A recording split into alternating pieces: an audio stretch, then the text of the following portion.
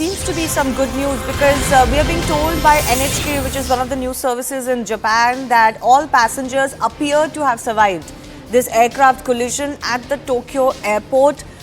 When we saw the visuals, Group Captain, the doors and all didn't seem to be open. It didn't seem like any evacuation process had taken place. At least the doors were shut. Those slides were not visible, etc. But what we do know from one of the services in Japan is that the passengers, the crew have survived this collision. So they must have been able to get out very quickly. That's exactly what we were discussing, remember, just Yeah. a couple of seconds ago. And it was an Airbus A350. An Airbus A350, an Airbus aeroplane per se is very, very safe aeroplane. In fact, the fuel tank has something called fire inerting facility. In the sense, the empty area of the fuel tank is devoid of oxygen. So, the flame propagation in an Airbus A350 is much slower, and the temperature rise is much even. And that is enough time for the slides to deploy. And let me tell you, the crew are extremely well trained. I must tell all the viewers and you that every 6 months, the cabin crew undergo a refresher training where they go and practice this drill again and again. And, if you wake up a crew, you ask any crew, Indigo crew or any crew, at night in sleep also they'll be able to tell you exactly what to do. So that is a kind of training, that is a kind of muscle memory the cabin crew have. If you tell them evacuate, and that when you press that button to the time the first passenger is out is less than 60 seconds. So they have really, really good crew nowadays that we have, young boys and girls. Right. Kudos to them that today, we have so many passengers saved and not one died. Yes. Which while talking to you, with fingers crossed, I was talking to you and you gave me a good news, and thank you for that. Yes, we hope that, of course, we can get more confirmations on that. But let's just talk about this collision also. How rare is it for two planes to collide like this, two aircrafts to collide like this on a runway? See, there is a wonderful term in Japanese called harakiri, and I want to use that term here. See, when we drive on the road today, nobody, not even Uber guy or anybody or an auto rickshaw guy, they use something called Google Maps, isn't it? But you'll not believe it. We don't use any kind of mapping devices on the aeroplane to show the aeroplane where they are with respect to the runway. Which is why we have cases. While talking to me, you can tell your team to pull out the data. There's something called taxi incursion and there's something called runway incursion. It is pretty normal, even today, with so much of technology, for aeroplanes to mistake certain taxiways. Suppose taxiways are numbered or alphabetical numbers are given. I'm sure you must have looked through the window and it is written A, B, C, D.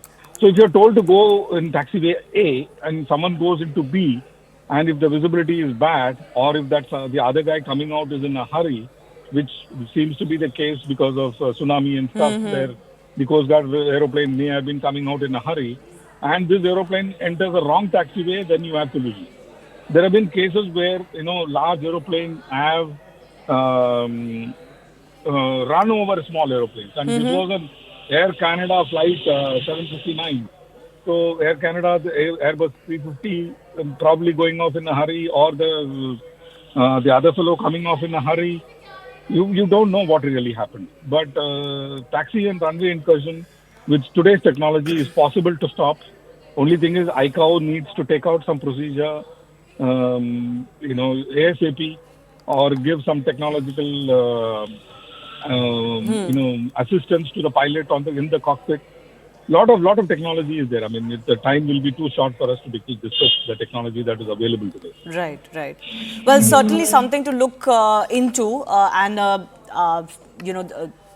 Japan especially going through a lot right now, and then this is adding more on top of it. But the good news seems to be that all passengers, crew are safe as we speak. I do thank Group Captain MJ Augustine for joining us. I want to quickly go back across to my colleague Abhishek as well. Abhishek, any more updates that you're getting? Well, we know that this plane which had caught fire, and we all saw the dramatic and dangerous footages. Now the report is that though there were more than 360 people on board, none of them have died. All of them have survived. This is what the Japanese, officials are telling us. And also, probably as the captain was explaining a few seconds ago, that the fire engines are always on an alert mode. So the moment they may have seen those fire incidents happening, they all may have rushed full speed, and probably before the entire heart body would have melted, the fire engine may have started working, and the fire may have come under control. And that has probably saved those passengers. But it was a major tragedy. We are still not sure if all of them have come out safely.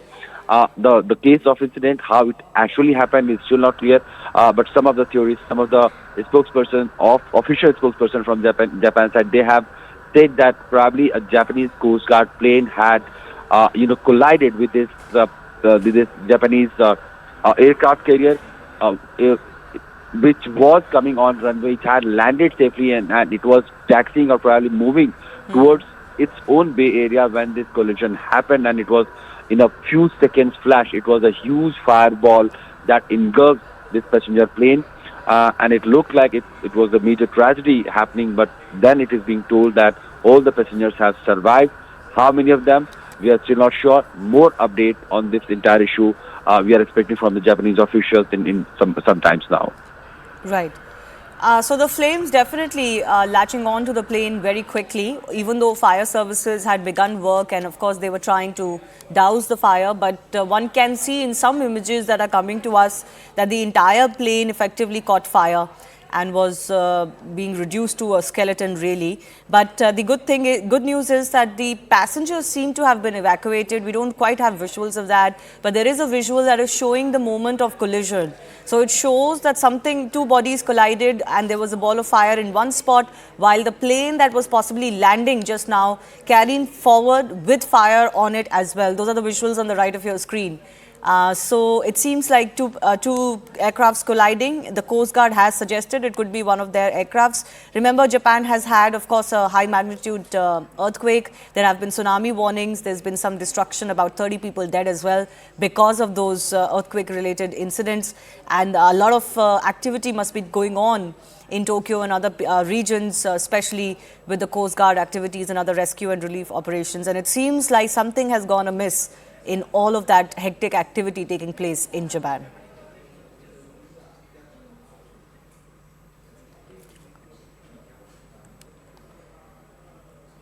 So this is a JAL flight 516. We are being told that landed at the Tokyo airport, the Haneda airport, and collided with a Japanese Coast Guard aircraft, and then caught on fire. It's certainly the Coast Guard aircraft would have also caught fire. Unsure what was in it and who was in it. But it seems like as many as 360 people in all were there, at least on this plane, including the crew possibly. And they have been evacuated. That is what NHK is telling us. NHK is the Japanese news service. There will, of course, Abhishek, I just want to come back across to you just for, for the benefit of our viewers, the troubles that Japan has been facing over the last couple of days, and then this only adding to that. Of course, it's an awful start for the people in Japan.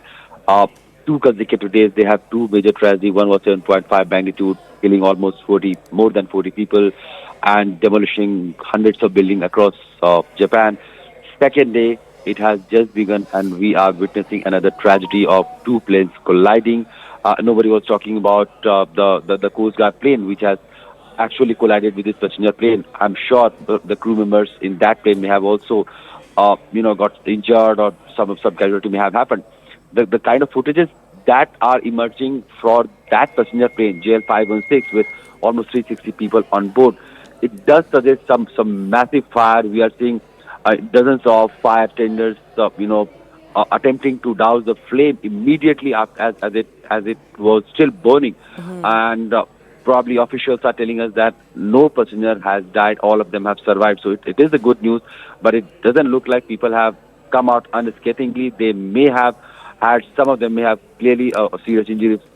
What kind of injuries and how many of them have actually survived, without an injury, we'll have to wait for more information. But it was a rare incident that has happened, that a plane with 367 passengers landed on the runways safely, and it was moving